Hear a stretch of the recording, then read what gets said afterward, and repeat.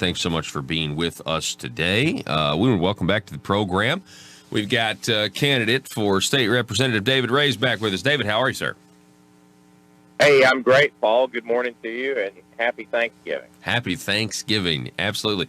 Hey, remind us the district that you're running for and where that is geographically. Yeah, so I'm a Republican candidate for state rep in District 40. District 40 includes both portions of both Pulaski and Faulkner County. On the Pulaski County side, it includes portions of Jacksonville, Sherwood, Maumelle, and all of the sort of northern rural and unincorporated portions of the county. In Faulkner County, it includes all of the city of Mayflower, as well as the southern rural portions of the county, and then it goes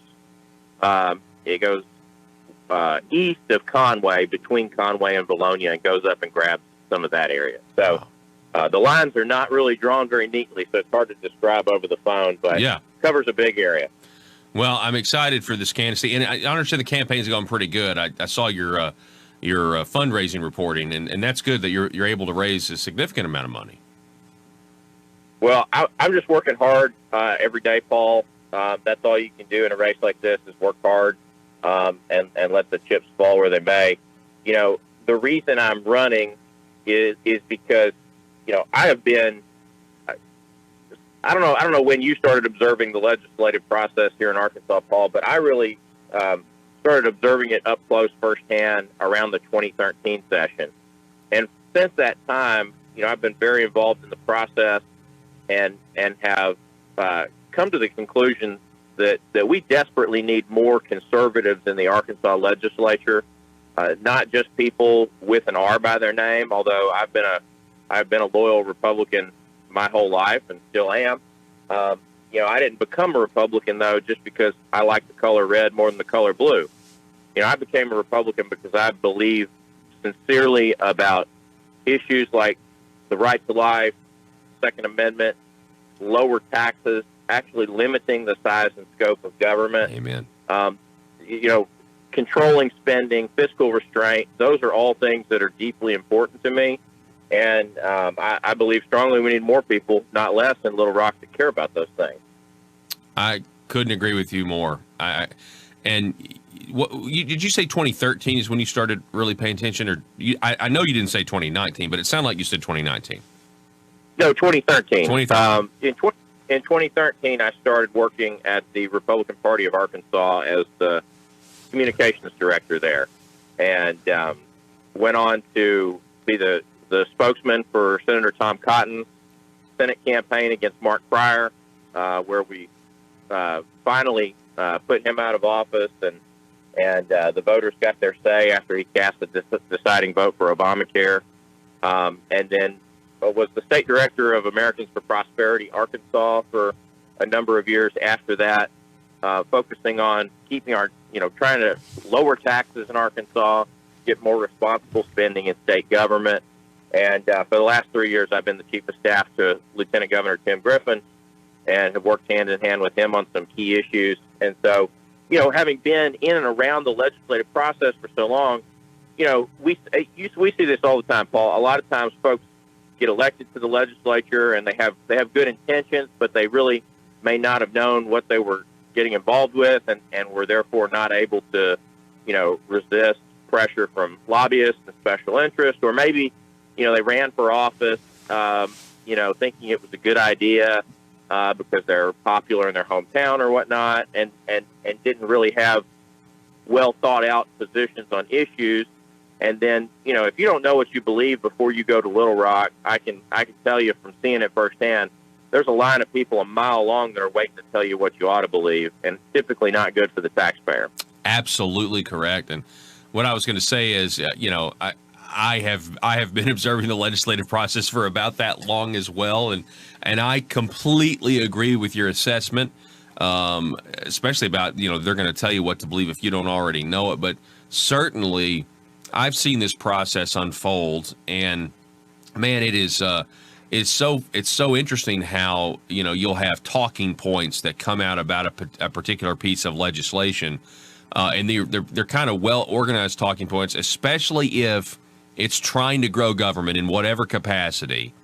That there are people now that know they have to overcome the hurdle. They have to find a way to explain why this particular plank in the Republican Party platform needs to be ignored just this once, and then we'll try to do something about that, at a later date. That's kind of what I've found, right? It's like, hey, we can omit it, and here's why. We don't have to adhere to what we promised just this one time, and that just happens habitually, doesn't it? Yeah, it does, and that's why I think it's important that we elect people who have a proven track record to the extent possible on these key issues. And I do have a proven track record, Paul. That's one thing that differentiates me from anybody else running in this race is, I have a proven track record of working to elect conservatives to office, people like Tom Cotton and Tim Griffin. I have a proven track record of fighting against higher taxes, not in favor of them. When Pulaski County tried to raise the sales tax and the property tax, when I was working with Americans for Prosperity, we got the word out about those things. We let people know, hey, this is going to impact, you and your family. And voters defeated those at the polls. In the legislature, when tax increases were trying to go through, I went and testified against those. Worked with legislators to try and defeat those tax increases. In many cases, we were successful. In some cases, we weren't. But we were always there to fight against that. Yeah. And with Lieutenant Governor Griffin, I've worked hand in hand with him on key issues like expanding school choice here in Arkansas, like continuing to lower our income taxes, issues that are important to our state. Yeah. Hey, where do you come down on the half-cent sales tax issue that we're going to all be having? We're going to have to decide coming up here in 2020. We're going to all go vote for it or against it. I'm not a fan of higher taxes, Paul. I am in favor of more funding for roads. Look, as a limited government conservative, I believe that roads and infrastructure and highways are a core function of state government. But I don't think voters put Republicans in place to solve problems simply by raising taxes. I think they put us in place to solve problems without raising taxes. And, there's 34 states plus the District of Columbia that fund their highways and infrastructure through general revenue. I'm a big fan of doing that here in Arkansas, simply because I think if given the choice, if you give voters a choice between, a higher tax on roads and crappy roads, they'll probably pick the higher tax. But if you give them the choice between raising taxes for roads and using existing resources, they'll choose that we manage the money that we have more effectively and use that to meet our needs rather than raising taxes. No, I think you're completely right. It's not just a yes or no binary choice on that. But no, I'm not in favor of raising taxes. Yeah. Well, David Ray, it's always great to talk to you, sir. And I'm so glad, again, I'm glad that you're in this race. I'm glad you're running. I'm glad that you do have the context, right? That you have seen it from the outside kind of and the inside. And now it's like, okay, I'm going to try to do something about this. And I thank you so much for throwing your hat in the ring, sir. Hey, thank you so much, Paul. If folks want to learn more about my campaign, they can find me on Facebook or they can check out my website, rayforarkansas.com. Okay, is that the number 4 or the word 4? Say that again, Paul. I'm sorry. Yeah, so David, it's the website. Is that the number 4 or the word 4? It's FOR, rayforarkansas.com. Okay, rayforarkansas.com. David, have a happy Thanksgiving, sir. Enjoy your family.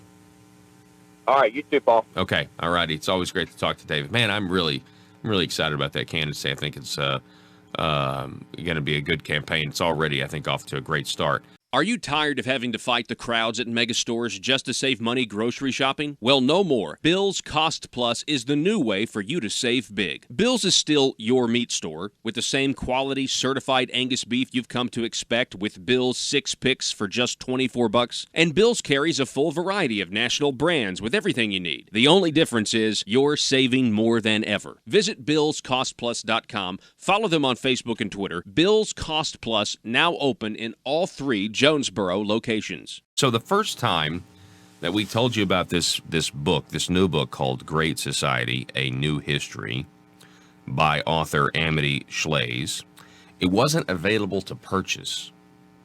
It is now available to purchase. It came out November 26th. Everyone's doing their Christmas shopping. And so we wanted to have her back on to talk about this book. She's on the line right now. Amity, welcome back. Thank you. Glad to be here. Yes, I'm so glad that you could spend some time with us this morning. So we've talked about your other books. You're a New York Times bestselling author. You've written about The Forgotten Man. You've written about Calvin Coolidge.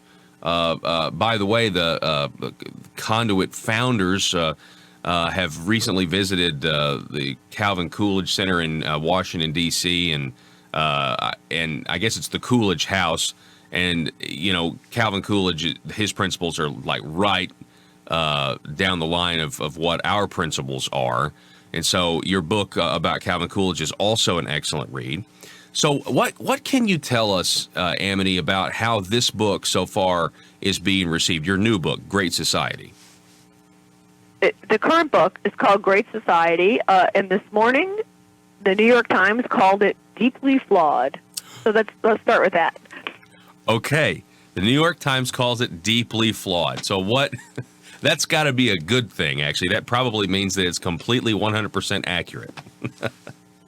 Well, I'm friendly to the New York Times because they also excerpted the book. But that's an example. That is, they printed part of the book in their newspaper, and I'm very happy about that. And that part included, by the way, Wilbur Mills, at least in the first draft. So what it tells us is that the topic of the Great Society, this 1960s period when the government looked like it was supposed to do everything and that it would succeed, is controversial. And that is true.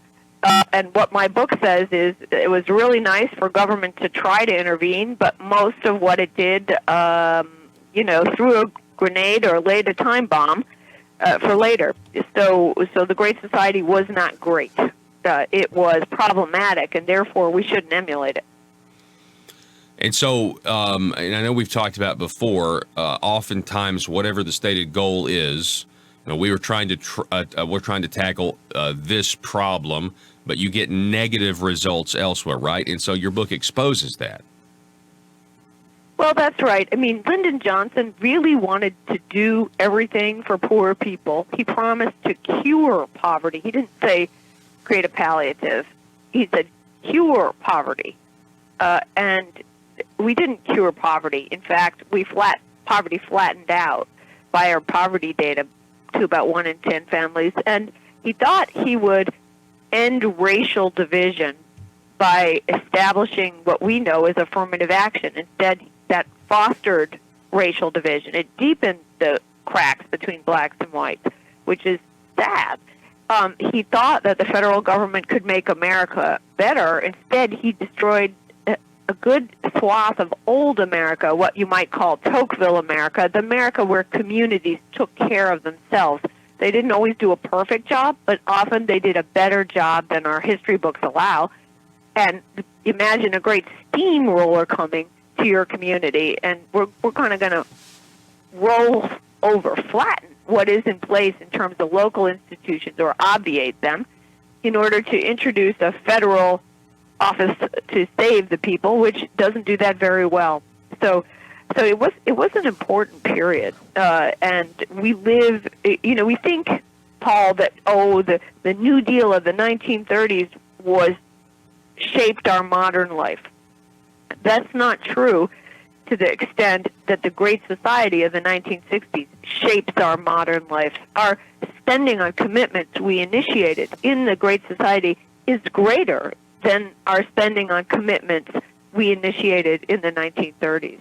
I didn't know that, actually, but there's a chart in the back of the book that shows you when it happened, when those lines crisscross. So why, nowadays we talk about both parties. We talk about the importance of idealism and something different. And then here this book shows that idealism was painful. Even Medicare and Medicaid, which many people like, or extensions of Social Security, have comforted many of us in my generation. I'm turning 60, but we've left our children with a terrible debt because Medicare can't be paid for, and then after that, pretty soon Social Security goes into deficit, runs out of money as well, worse than deficit. So I was curious to find, Paul, the many parallels between the ambition and idealism of the early 60s and the ambition and idealism of our current period. I'm very, very interested to hear about the fact that the new programs steamrolled the local ones. That to me is fascinating because it almost produces a current mentality where I've often speculated, has that made us less charitable than we used to be? Because a lot of times people are like, well, I pay taxes for that. Or it's kind of like the Ebenezer Scrooge line when he's asked for more money. Don't my taxes go to, the workhouses and things like that? And so I wonder if that's also not a consequence from the Great Society. Well, I would say there were times, usually when you cut taxes, I mean, in history, I used to work at the Wall Street Journal, and we write these editorials about how charitable giving did fine when taxes are reduced overall. In fact, it sometimes does better because people have more money and they begin to assume more responsibility for their community. When people are fleeced, they're not in a giving mood. I already gave at the office to the federal government through my withholding. So that's enough now. The 2017 Act reduced as far as I understand it, and I'm going off the topic of my book, but reduced the number of taxpayers who might claim a deduction for charitable giving, and even perhaps reduced the tax savings in some cases. So, we have some evidence now that charitable contributions took a hit in 2018. Charity is the first impulse. It's the best impulse. It's not just because, private giving is holy. It's because we tend to give charity at home. And when you give at home, you know what you're giving to. And therefore, you make more rational decisions. You look at two hospitals or two churches and you say, which serves the people better? Well, in my opinion, the one on this street does, and the one on that street, I have my doubts, so I'm going to go to Street A and give to that institution.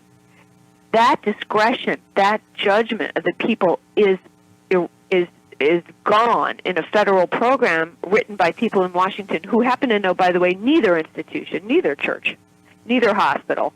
To them, churches in the town are all like far away, and it depends how they fill out an application for a grant or support. Or it depends whether the federal government is introducing a new institution to obviate both those old, respected institutions. There's one example in my book I want to talk about. It's in St. Louis. In St. Louis, there was a very healthy community chest and charitable community. St. Louis is a German-American community, and you could feel it. You could feel the old kind of German way of taking care of one's own. And when the urban renewal came, which was even before the Great Society, urban renewal steamrollered the downtown, including, by the way, a lot of institutions, and built giant high-rise project homes for poor people. So they lost their tenement, which might not have a good bathroom, but which was where they had chosen to live, and were moved almost without, much say for themselves. Here's into these tall buildings, which are called Pruitt-Igoe. And the federal government helped to pay for that, and the city fathers of St. Louis went along because, hey, the federal government was helping to pay, and therefore they would not have to raise taxes. Lawmakers at home don't always like to do that. And this tall set of buildings, Pruitt-Igoe, were a disaster because they didn't suit families. They had weird setups. For example, the elevator didn't stop on every floor, so you had to go up and down stairs, and that's where the gangs beat you up. There wasn't much commerce, which has a civilizing effect. There was no little store on the basement level. There was not even a really good playground. There was just kind of a vast, isolating park, and it became a nest for crime, Pruitt-Igoe. And eventually, at the end of the book, I tell the story all the way through. Two things happened. One was a local church decided, Father Shockley was his name, one of the churches that happened to remain standing after the bulldozers began to move people out, Father Shockley, into homes of their own. That is, help them buy a home. Some federal money came for that, but it was mostly a local effort. Local banks, local companies started to move people into homes of their own, that they got ownership, and the people were very happy. What happened then? They had to blow up Pruitt-Igoe, all of it, because it was such a tragedy, a danger, and an embarrassment. So that one housing project, and I'm sure you have some in your area too, is the emblem of what happens when a government comes and tells everyone it's doing good, particularly a faraway government. The architect, his name was Yamasaki, was a nice man, but he had to deal with all the rules the federal government gave him about the housing, including density rules, including where the elevators go, as I mentioned, including. And later, he made a remarkably frank confession. Makes you like him. He said, "I wish I had never built it. I had never built this Pruitt-Igoe complex," which was the largest public housing in America. I should mention that. Wow. So we wish we had never done it. That is what you hear over and over again about the projects of the 1960s. And we're not even talking here about welfare and families and, various projects specific to your region. We're talking with Amity Shlaes, author of the new book, A Great Society, A New History. Alan Greenspan says, Great Society is accurate history that reads like a novel covering the high hopes and catastrophic missteps of our well-meaning leaders. Amity, you mentioned that the New York Times today said that it was flawed. What specifically are they referring to? Well, they say America should probably be spending more than we spent in the 1960s. Okay.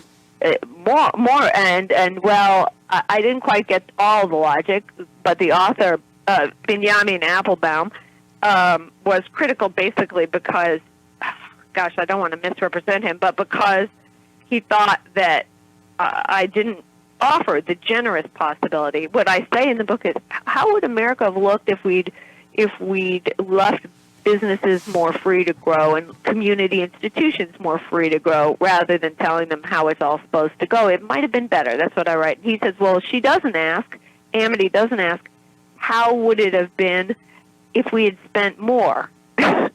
Well, if we had spent more, our economy wouldn't have grown. I think the real answer is we'd have fewer jobs now. Yeah. The Europe story is the story of how it would be if you spend more. And Europe had to draw back from its big social democratic spending.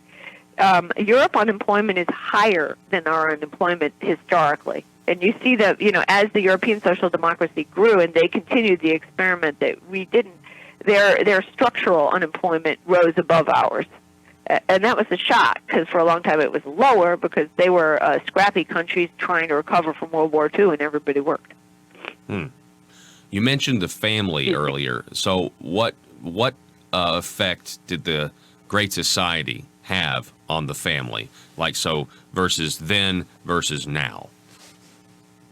What we're talking about is when the federal government or government policy affects the family. And it actually commenced this effect of the federal government, the negative effect, with welfare, which was originally a great New Deal program, right? So in the 30s, what welfare money went to the states and went to the individuals, and the states had a lot of say in what happened to welfare money, and they tended to want to give it to only single moms. If a dad is there, well, if you have a dad there, you don't deserve welfare money. So what welfare money did, and public housing made it worse, was encourage the moms who were poor to live alone in the public housing so they could get the welfare and maybe the housing benefit as well. So it created a huge marginal cost, to put it in economic terms, a huge marginal cost to staying together as a family, which is perverse. And there's also a film about Pruitt-Igoe, which I recommend, where the people who lived there, who were children at the time, remember how they had to lie and pretend they had no dad, or the dads might even hide in the closet. And the children wondered, why is my mother lying? You know, when you see your parent lie, time stops, and you say, why is that this person who's so important to me, who I admire so much, lying? What fear would force a parent to lie? Because children know about parents' fear. And the answer was the mother needed the money. So this was continued, though they recognized the trouble, and their episodic mentions, intermittent mentions by Kennedy, Johnson administration, and so on. They knew that they didn't want to hurt the family, but they effectively did. And of course, this idea of illegitimate birth was part of that, and illegitimate birth only strengthened, both, by the way, at first among blacks, but also among whites. And we created the perpetual matriarchy, the perpetual dad-free family, and perpetual trouble with young men. Gosh. But I think our listeners know that already. Yeah. Well, they and I don't mean to offend anyone personally, but we perpetuated it through the Great Society. When a problem had already been there, we perpetuated and strengthened and institutionalized and codified. Yeah, and to me, I think the Great Society, from my point of view, is really just a lot of socialistic tendencies. So, but now we have your book, your great book, and I think it, to me, is representing evidence that socialism doesn't work. Do you agree with that? Well, yes. The first sentence of the book is, why not socialism? Because that's part of the idealism, right? If you're a young person, you want to be logical, you want to go all the way. Why not socialism, Dad? Why not socialism, Mom? It sounds nice. I can't remember it doing anything bad. And this, in the book, it's a character who went to the federal government hoping to see the president, and getting in to talk to a rather high White House official, that was Sergeant Shriver, the poverty czar, with the idea, why not socialism? Sort of like Alexandria Ocasio-Cortez today. It sounds nice. What's wrong with you government people? You're so corrupted and so compromising. How about a pure ideal? And what I show in the book is we didn't get communist socialism. These young socialists were, by and large, not traitors. They didn't report to Moscow. They were just wrong. And what we got was halfway socialism, sometimes known as social democracy, through the expansion of the federal government in the Great Society, and Nixon's in this too, by the way. And even halfway socialism, the evidence suggests, is too far. It's sort of like the discussion today. You say, well, I'm not wild about Bernie Sanders or Elizabeth Warren because they like socialist ideas, and I don't, and I don't think they're good for my community. But heck, they might only get halfway. They might be, like that. And the truth is, halfway is indeed too far. So the halfway results of half socialism of the '60s give us some warnings. One example is guaranteed income. This is a very popular idea because giving people money sounds better than separating their families with perverse welfare rules. But giving people money, and the leader in that was Daniel Patrick Moynihan. You've heard that name before. He was not yet a senator, but he was a White House advisor to Richard Nixon. He said, let's give people money. Milton Friedman said that. What can be wrong with that? Well, what happens, he discovered when he tried to write the law, is at what point you stop giving the people money. Again, their marginal taxes go way up. They stop receiving. They start paying. It's the same problem as the earned income credit, and I know many of your listeners are familiar with that.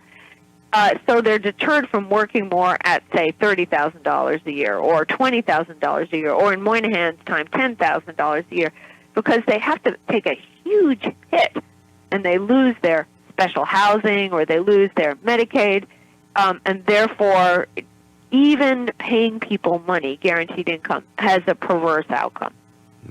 Yeah, there's just at a later point in the income scale. Wow. The book, ladies and gentlemen. Aside what, go ahead. Sorry, go ahead. I ran a lot, but setting aside what it does to you morally, which is the more important question. What does it do to an 18-year-old to tell him he's entitled to money? What does that do to his own drive, his own conception of the world? And I want to add, that is more important, because what 18-year-olds need, or 16-year-olds, or 20-year-olds, is a sense that they're on their own. That helps them to try.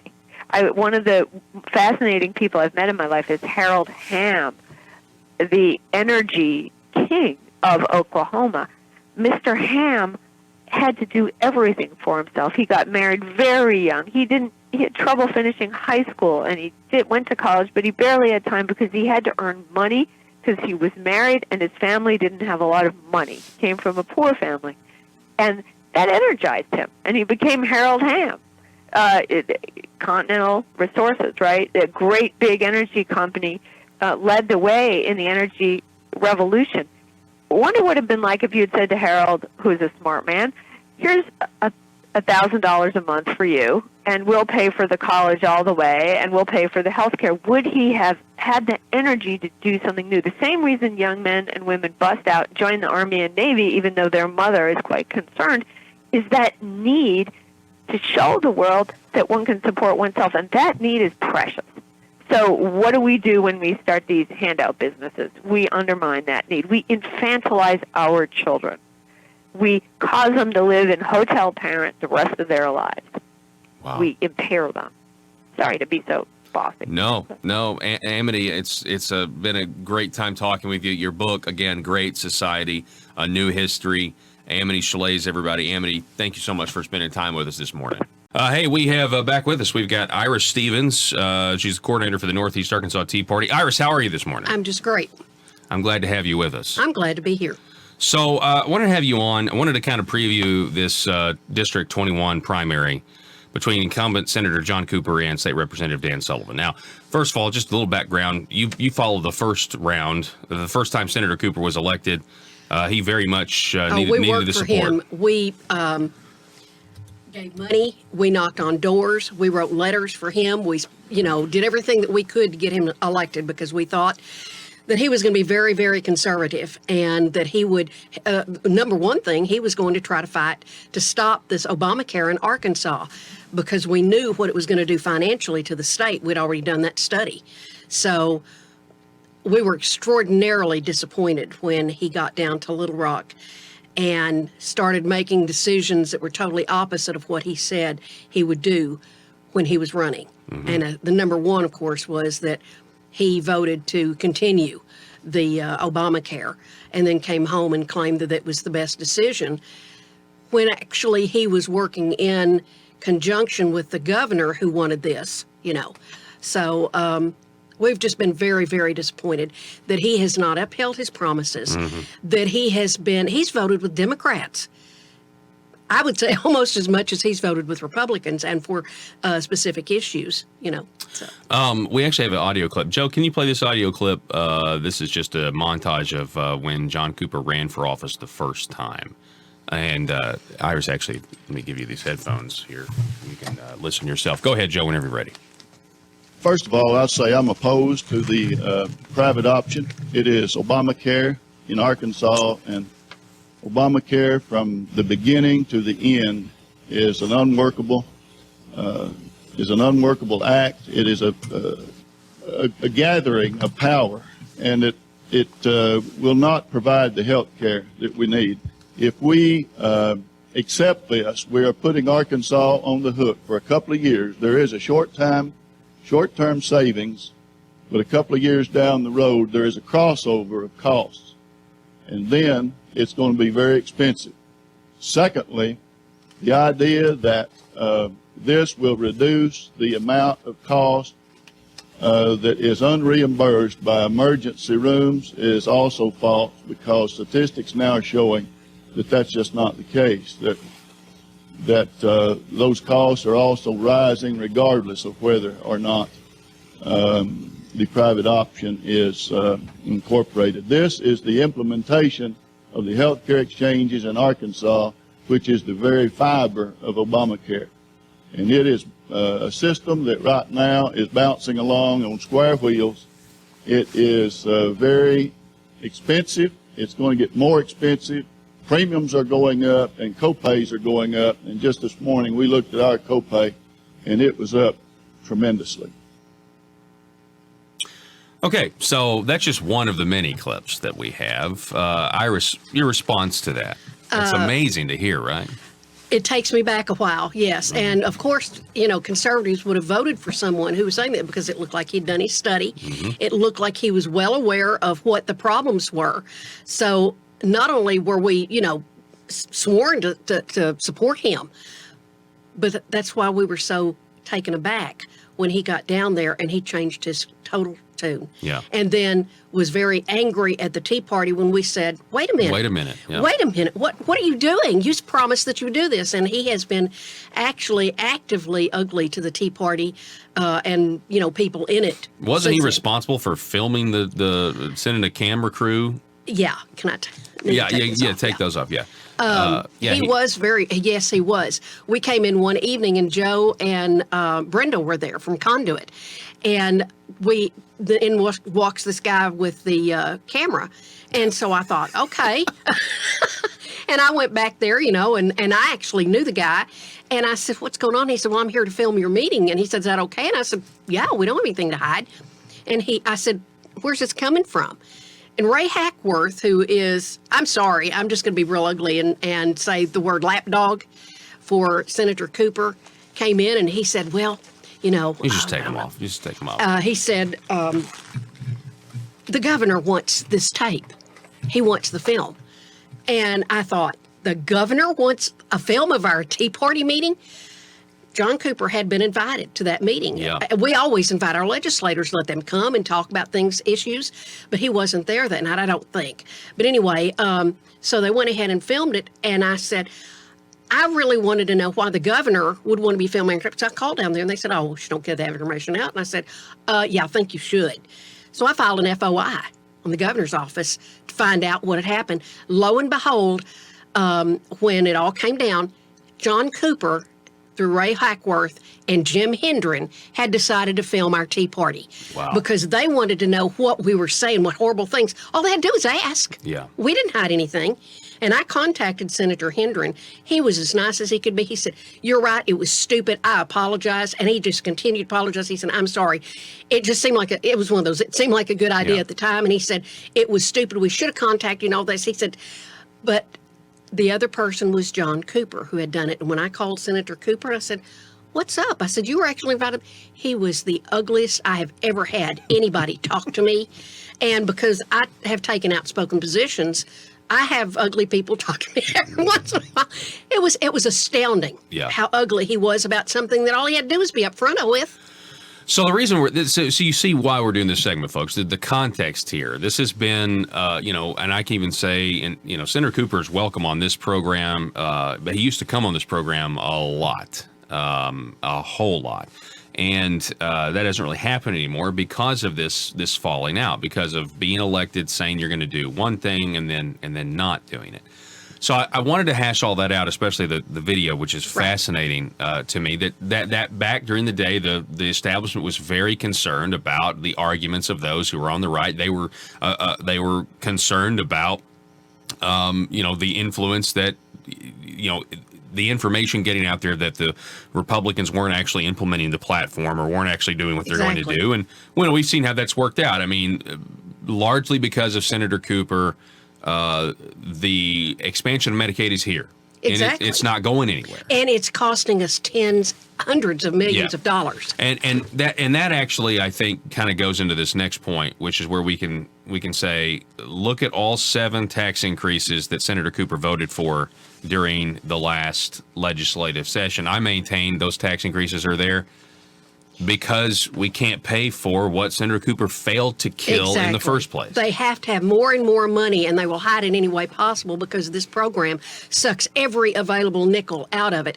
And it's not, because I want to qualify this, it's not that we don't want people to have health care, but there are ways to do things that are economically responsible, and then there's the Arkansas Obamacare way to do things, which doesn't really help anybody. And if I have just pulled down last night an October 2019 evaluation of our Obamacare, our programs in Arkansas, and it is devastating in what it says. about, the problems with it and how much it's going to cost us. And this has been the problem all along. This is not a conservative program. Conservative programs actually help. These kind of programs cause more damage in the long run. Look at California. Mm-hmm. Well, and you look at Blue Cross Blue Shield. You said it's not helping. I mean, it's very much helping them. I mean, exactly. It's a tax guaranteed percentage of profit in the law for them. Do people understand that what's happening with this is we're not just paying for people to go to the doctor.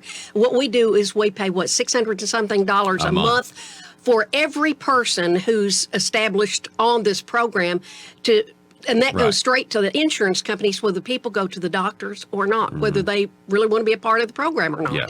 Okay. So so I wanted to hash that out. That is certainly, from a conservative standpoint, a strike against it. But for those of us who were not around in 2014 or weren't paying attention, it may not mean as much that Senator Cooper broke the promise. Unfortunately for him, though, there are multiple examples just in the last couple of months at the beginning of the year where he did not vote in a conservative way, right? Absolutely. And a couple of those are going to make a lot of people really angry. I think one of them is the Stand Your Ground program where the Stand Your Ground law, yeah. The Stand He was Your Ground the law, sole Republican vote that killed that. Killed it in committee. And that was a program that was popular across Arkansas. There was no excuse for that. Absolutely no excuse for that vote. Well, you have the radical group Moms Demand Action, which is backed by George Soros. I don't know if people know that. That's one of his little programs that he contributes money to is Moms Demand Action. Makes them look a little less like moms, doesn't it? When you know that they're backed by George Soros. Let's see here. What about HB 1684? This allowed non-citizen or DACA students to attend Arkansas State. He voted for that, right? He voted for that, and that's a problem. I know a lot of people say, well, it's not fair to do this. Life is not fair. People who come into this country illegally create a lot of problems, and this has been that program. DACA was created by an executive order, essentially by Obama. It was never pushed through legislatively legal, and it's actually working its way through the court system now, and they may strike it down. So Arkansas, with John Cooper's help, decides that these students should be able to go to school on state tuition, whereas normally they would go out-of-state tuition. So what we did is we're allowing these students who are not here legally to go to school on in-state tuition, where we're allowing legal residents of the United States, say from Missouri, from Oklahoma, whatever, they have to pay out-of-state tuition. Yeah. So we're putting not legal residents above legal residents. Yeah. And that's offensive to me. Yeah. Well, I think a lot of people, it's just kind of denying the problem that we have. That's it. Yeah. And the thing that it is diminishing it. I am all for education. I taught school for 30 plus years. Yes. But there are legal ways to do things, and there are ways that are not going to better our situation here. Well, no, we're talking about a Republican primary in Craighead County, Arkansas. You're talking about, I believe Craighead County even went for Ted Cruz. So you have in a lot of Trump supporters too. But so at this point, I think everybody in a Republican primary voting is very conservative, I think, to say that. I would think so, yeah. You know what I mean? And those are the ones that are going to turn up, and I don't think they're going to We're going to get every vote that's important. We're going to get all this information out, because what is important in a representative or a senator is having principles. And principles say you don't say, I'm going to do this, and then you turn around and do something else. Number one, you really ought to have the discernment to be able to make wise decisions, but you certainly don't then turn around and say to your supporters, I don't care what you think. My buddies are in Little Rock, and that's who I'm going to work with. Yeah. Here's another one. Senator Cooper, one of only 2 senators who voted no on HB 1626. That was a bill that would have allowed schools to offer a voluntary Bible class to students, meaning an elective, not a part of the curriculum. And they have to ask for it. Yeah. It's not something the school offers unless the students ask for it. I read the bill. It passes constitutional muster, because that has been taken care of through the courts, because there have been a lot of schools who said, we want to do this. And so it wound its way through the courts, and this one passes constitutional muster. And when I attended one of his town hall meetings, the question was asked, why did you not support this? You were a Baptist minister. Mm-hmm. And he turned the question into, why are we not teaching religion in schools? And I was sitting there going, no, that's not the question. This is a Bible class. I taught English. The foundation of our literature, art, and law in Western civilization goes back to the Bible. Yes. If you don't know it, you are crippling yourself. And that's all this was, to teach them. I had students, just a very, very brief example. I had students, we studied a book at one point where the main character was fascinated. They weren't allowed to read. It was Fahrenheit 451. Right. And he went through the Beatitudes. We know them as Beatitudes. Blessed are the poor in spirit. Yep. And so I started that, and I said, how many of y'all recognize this? Now, I taught in Jonesboro, Arkansas. I went to church with some of these students. I knew them, which they did not know. Well, that was a focal point of the book, and they did not know where that came from.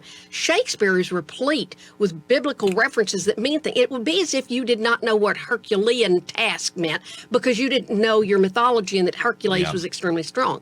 It needs to be taught. People need to have a knowledge of this if you're going to go to college.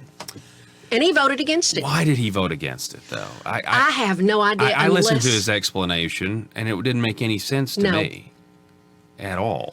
I suspect the governor didn't want it. Really? That's just pure opinion.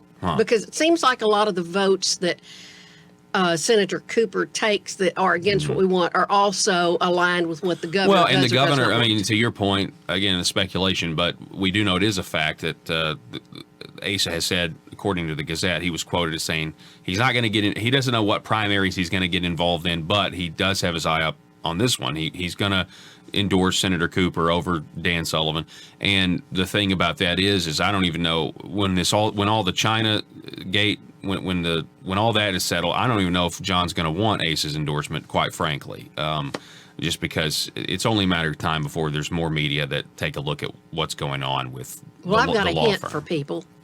Asa doesn't vote in Craighead County, and neither do the Little Rock legislators. They don't vote in Craighead County. Or the Little Rock PACs either. Exactly. We vote in Craighead County, and we're going to make this information available to everybody. Yeah. This is wrong. When you promise something to people, you stick to it. I think. And I don't believe Senator Cooper has done that. No, I mean, I think that's a fair point to make. And this is going to be, I think it's also kind of going to get, let me just say this, because this is such a stark contrast, because we're going over John Cooper's voting record. Yes. If you go over Dan's voting record, it's very, very, very, very good. Exactly. He does what he said he would do. Right. What he promised. So when you are that squarely beaten in a primary race, in a Republican primary, I think John Cooper has two options politically. He's got to find a way to get Democrats to vote in a Republican primary, which is going to be difficult in and of itself because the Democrats are going to be picking who they want to represent themselves for president. Exactly. And you can't do both. And the only other option is to go very, very negative. We're saying that already. Yeah. John Cooper does not have a problem with going negative. I brought him, we haven't got time to get into him today, but I brought a number of letters to the editor where he just excoriated people who did not agree with him. I mean, from Conduit to me to Tea Party in general to the Tea Party of Arkansas. Very, very hateful things. So he has no problem at all going negative. Yeah. Well, and it's interesting because it's the very people. I mean, I had a conversation with him one time a couple of years ago. This was after he was voting. I texted him because not long after he won here, he went over to help in the Scott Flippo race, defeating John Burris, who was a big government guy. Scott Flippo, for the most part, has remained conservative. Everybody has a vote here or there, it seems, but has remained, what he said he would be. What he said he would be. And I just thought it was interesting when it came down for these votes, they were trying to stop the funding. Cooper was lockstep with the establishment, and the very guy he campaigned for, was still standing strong. And so I was just kind of asking, like, why did you even campaign for him? I mean, you know what I mean? And just kind of pointing out the hypocrisy. And then, of course, he said, I have a scorched earth policy and blah, blah, blah, blah, blah, which I just tried to tell him, look, I haven't changed. Exactly. You've changed. Ira Stevens hasn't changed. The values of the Republican Party haven't changed. The Tea Party hasn't changed. Exactly. He's the one that's changed. Exactly. There's a reason the Craighead County Republican Party is is voting 2/3 majority for the Republican Party platform because they know Senator Cooper hasn't been voting that way. Absolutely. And you know, so his own county committee has turned against him.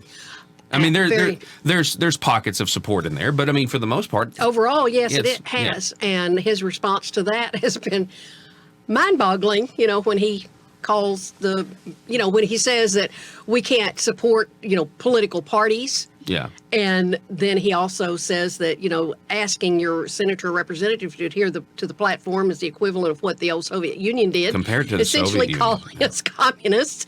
And you're thinking, this is just, wow.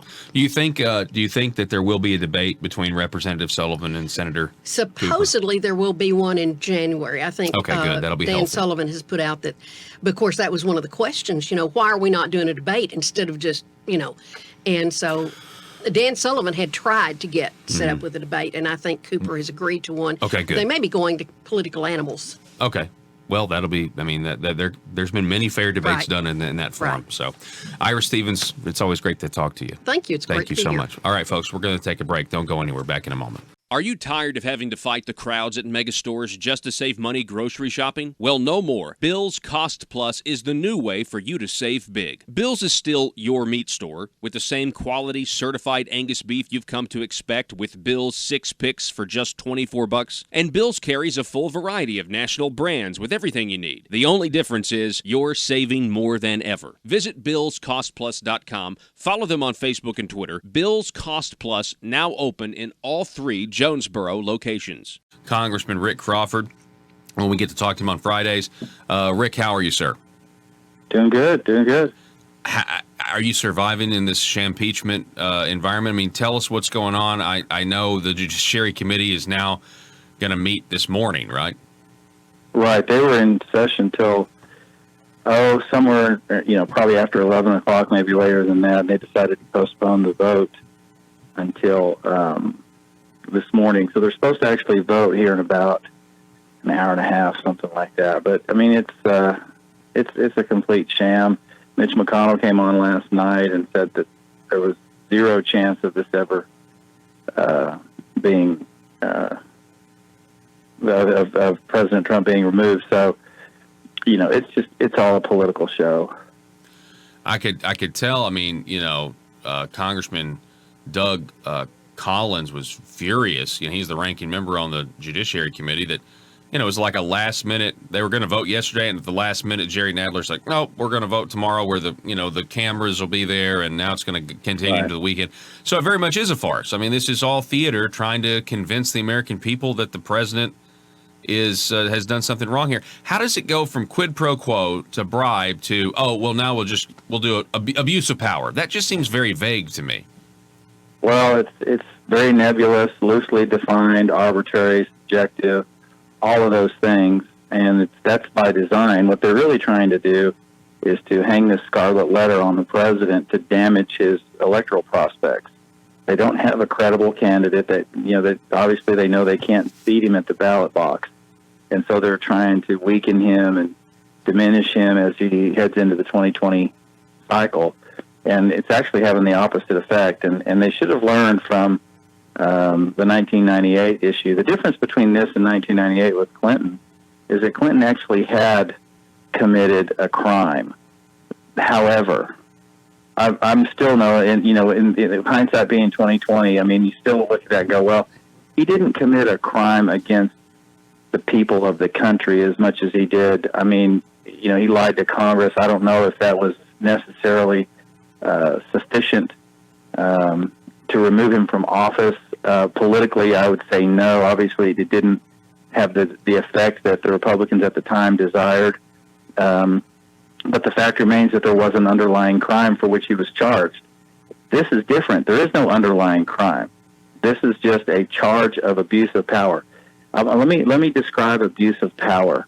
When an elected official without authority seizes the phone records of a sitting member of Congress and members of the media and publishes that in a report, that to me constitutes abuse of power. And then the other charge of contempt of, obstruction of Congress. Obstruction of Congress. I mean, this process has been going on 71 days. There are criminal investigations that take longer than that, and it takes longer for FBI agents to gather evidence in many cases before they even would charge obstruction of justice. And so none of this rises to the level of impeachment. It's purely a political ploy. We're talking with Congressman Rick Crawford. I'm glad you mentioned that stuff about what Adam Schiff did, releasing the phone records, because that actually is the perfect segue here. You had the Nunes memo. We're now in the wake of the IG report. We can read it. We know what's in there. They set the president up. And we have the Nunes memo. We can go back and read what Devin Nunes put out. It was true. He's totally vindicated. But what Adam Schiff put out in his memo, I mean, he lied.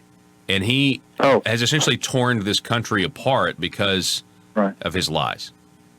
Right. And ironically, there is no process for impeachment of a member of Congress. There is the ability to expel a member of Congress. I've actually drawn up a resolution, a motion to expel Adam Schiff. That's ready to go at a moment's notice. We obviously have overwhelming support in the Republican Party. We don't expect Democrats to go along with it. And so that means that it would probably be a show vote. He's not going to be removed. However, Devin Nunes he's taking legal action, because it's one thing, members of Congress are protected under the speech and debate clause of the Constitution. They can pretty much say whatever they want to on the floor, and that extends to committee. They can say what they want in their official capacity in the House of Representatives, but saying something and doing something like what Adam Schiff did with regard to seizing those phone records, that's different. That's not protected under speech and debate clause.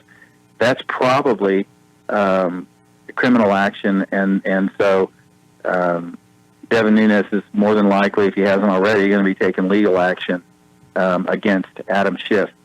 Now, if there's legal action taken against him and he's indicted, much like any other member of Congress, as he's indicted, he can no longer vote during that period. He's removed from committees. So it's not that he's removed from the House, but he would no longer be able to, occupy a seat on a committee. He would just be here marking time. I'm not sure if he'd have his voting privileges stripped or not, but at any rate, what that would do would be for them to force him away from his positions on committee, and until the case is adjudicated. So, look, the evidence is very clear what he did, not just to Devin Nunes, but also to some reporters, one in particular, John Solomon, who had exposed an awful lot of wrongdoing with regard to, the mishandling of information regarding Ukraine, regarding a laundry list of issues that he's covered, credibly. That's the problem that Adam Schiff has, is that there are actually members of the media out there who do their job, and they, the mainstream media heaps scorn on them for it. But institutions like CNN, MSNBC, Washington Post, New York Times, and others have dropped all pretense of being news outlets with any kind of journalistic integrity or ethics. They are purely an arm of the Democrat Party, and they function as a propaganda organ for people like Adam Schiff, and attempt to provide him political cover while he does what he does. And, of course, the same thing applies to Pelosi. Here's the thing with Pelosi, though. She term limited herself to 4 terms as Speaker. This is her 4th term. She's going for broke here. She has nothing left to lose. The reason she did this is because the squad was orchestrating potentially a motion to vacate the chair if they didn't get their way. And that would have, in her mind, stained her legacy forever as having been forced out of her position as Speaker. And so rather than run the risk of the progressive wing of her party dropping a motion to vacate the chair on her, she decided to capitulate, give them what they wanted so she could retain her position as Speaker until such time as she's either term limited out or she's voted out. More likely, either way, she's gone in 2020. And so she, I think, opted for this action to preserve what legacy she might think she has in her mind, as opposed to being forced out by the progressive wing of her own party. We're talking with Congressman Rick Crawford. How do you interpret the Horowitz report, the Inspector General report we've been waiting on? I know, the initial thing that he says in that very long report is, he didn't find any political bias, but we also have the U.S. Attorney John Durham looking into this and comments by Attorney General Barr. What are your thoughts on all of that? Well, I think folks need to realize that the best analogy for what an IG does in this context, you compare them to the HR department of a corporation. The HR department exists ostensibly to protect the workforce, when in fact what they really exist for is to protect the corporation from being sued. So the HR department is acting as an agent for the corporation to prevent legal action being taken against them for things that might happen involving the workforce. That's essentially what the IG is how he's conducted himself. He's basically trying to represent the agency without presenting a case that makes them look bad. At the same time, if you also have to understand that he has limited authority. There are former employees that he cannot question, and they're not compelled to cooperate because he doesn't have that authority. He's not conducting criminal investigation, whereas Durham is conducting a full-on criminal investigation, and so that's why there's a difference between his perspective and the IG perspective. So you're going to see a different set of findings. There's already been, in spite of the fact that Horowitz is acting as the IG, and so the limited authority and scope that implies, in spite of that, there's been at least one criminal referral as a result of his findings. And so that really says something, too. And the other thing is a high bar with regard to any kind of malfeasance from his perspective, because, again, he's there as a representative, ultimately works for the people he's investigating. So therefore, you can expect to have more of a soft presentation of the findings. John Durham is not under those constraints. And so you will likely see a considerably more damning evidence coming from Durham. So we've had many discussions, Rick, over the years, it seems, about James Comey. I think you and I both wanted to give him the benefit of the doubt several years ago. This report was released. He said he was vindicated, but then Michael Horowitz in committee said no one is vindicated as a result of this report. Right. What are your thoughts on Comey? Well, James Comey has proven to be a complete narcissist and in total denial about what's going on out there and the fact that he's neck deep in it. He played a role in the malfeasance with regard to securing the FISA warrant and continuing the authorization of the FISA warrant even after exculpatory evidence was present or should have been present. That's also part of the process, is that when you have exculpatory evidence, you're required to present that. It wasn't, even Horowitz's report, I believe, found that to be the case. So he is far from exonerated, and I wouldn't speculate as to what Durham's report will lead to in terms of criminal action against Comey, but there is certainly the potential for Comey, Brennan, and Clapper to be involved in some sort of criminal action. In fact, it appears that, some of the things I've seen in the media, that there is now some dissension in the ranks among those three. And it may be that they're trying to get their story straight, or it may be that, rats leaving a sinking ship. I'm not sure how to describe it, but there's some problems there that they're going to have a tough time reconciling their stories based on what I think John Durham will present, and there will be indictments handed down of some higher level officials. I'm almost certain of it. We're talking again with Congressman Rick Crawford. Rick, I saw you, and we played this on Tuesday of the show, but you were on Fox and Friends First a week ago, today actually, and you mentioned that the president is trying to make sure that what happened to him never happens to another president again. Well, that's the problem with this process, is that it has been hijacked and weaponized for political purposes, not because there's some sort of a real need to remove this president, but because they just don't have any faith in their own ability to win the election. They don't have any faith in their ability to win the day in the arena of ideas, and they've just run out. And so that's what this is about, and it's unfortunate, but the fact is, I do think the president is standing against this in good faith to prevent other presidents from having to face this type of action. Rick, it's always great to talk to you. I really appreciate it. Thanks so much for giving us some insight into this crazy world that we're watching from Arkansas, and I hope you have a great weekend, sir.